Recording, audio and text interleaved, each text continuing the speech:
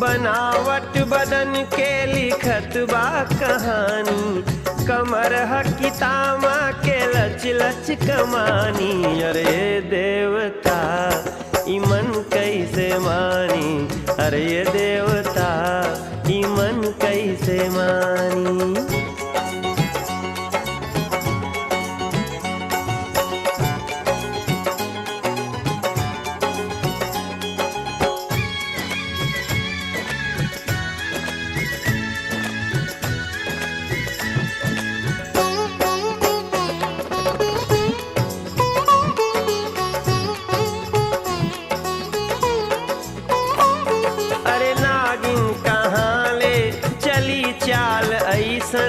जवानी तो हर बाटे बस तोहरे जैसा।